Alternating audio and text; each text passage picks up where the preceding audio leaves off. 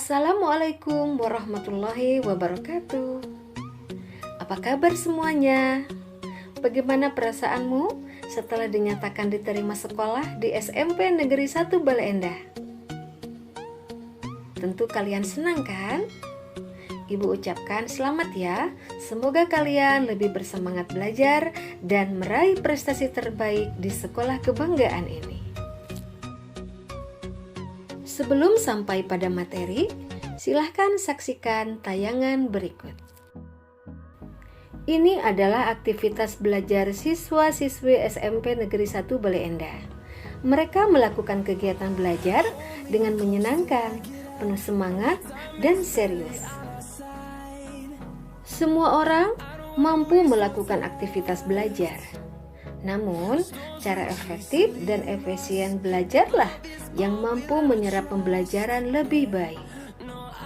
Karena kalian sudah SMP, aktivitas belajar pun harus lebih baik daripada di sekolah sebelumnya. Kalian harus memiliki trik and tips belajar yang efektif dan efisien, namun juga menyenangkan. Seperti apa cara belajar efektif, efisien, dan menyenangkan? Tidak perlu khawatir. Pada materi ini, Ibu akan mengulas tentang cara belajar efektif dan efisien yang mampu memaksimalkan hasil belajar dan meraih impianmu. Belajar adalah suatu proses atau upaya yang dilakukan setiap individu untuk mendapatkan perubahan tingkah laku, baik dalam bentuk pengetahuan, keterampilan, sikap, dan nilai positif sebagai suatu pengalaman dari berbagai materi yang telah dipelajari. Inilah cara belajar efektif yang bisa kalian ikuti. 1. Tetapkan tujuan. Dengan menetapkan tujuan atau target. Misalnya, tujuanmu belajar adalah untuk memasuki SMA atau SMK favorit di wilayahmu. Dengan memasuki SMA atau SMK tersebut, kalian harus memiliki nilai yang mumpuni tentunya. Oleh karena itu, tetapkan tujuan belajar untuk memacu semangatmu. Misalnya, ujian semester nanti kamu menargetkan nilai minimal 80 untuk semua mata pelajaran. 2. Atur jadwal belajar. Dalam hal ini, kalian harus disiplin dalam menaati jam belajarmu. Belajar setiap hari pun menjadi kunci keberhasilanmu dibandingkan dengan belajar sistem kebut semalam. Mulai sekarang, cobalah membuat jadwal belajar. Silakan atur kegiatanmu setiap hari dari bangun tidur hingga tidur kembali. Jadwalkan belajar di rumahmu pada waktu-waktu yang tepat, misalnya subuh, sore, atau malam hari. Berikut ini contoh jadwal kegiatan harianmu.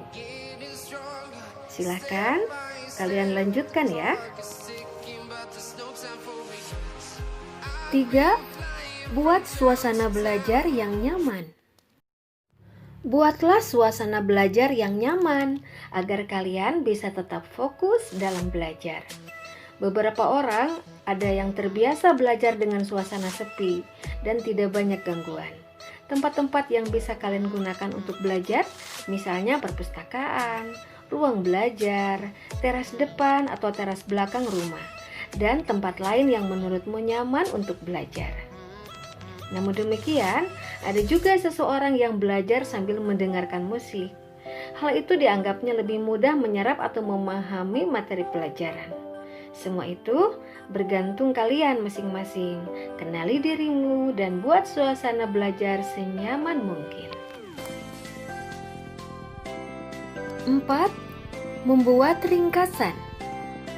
Membuat ringkasan artinya menyajikan kembali materi yang telah kalian pelajari dengan ringkas, lebih singkat tetapi mudah dipahami.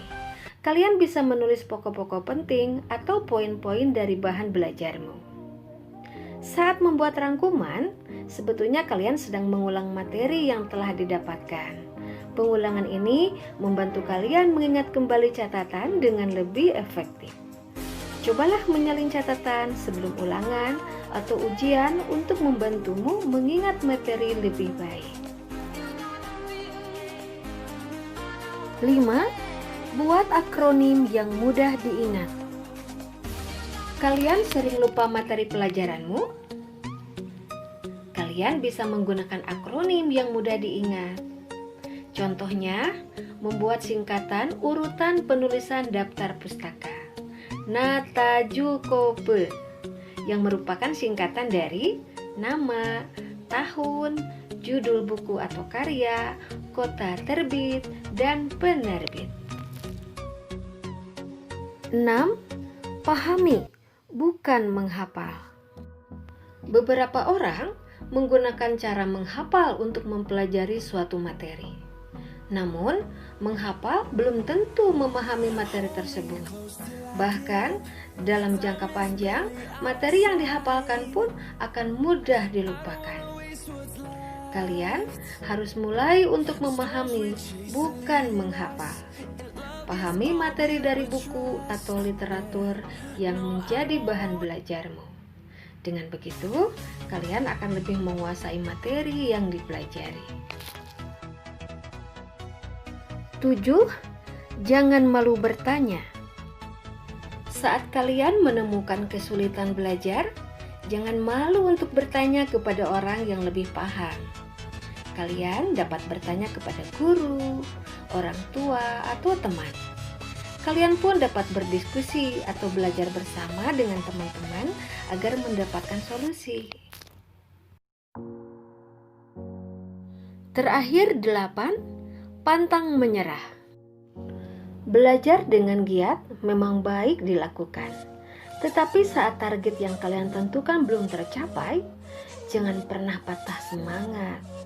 Teruslah mencoba dan belajar lagi. Pertahankan semangat agar cita-cita dan impian dapat tercapai. Demikianlah materi cara belajar efektif selesai Ibu sampaikan. Semoga bermanfaat.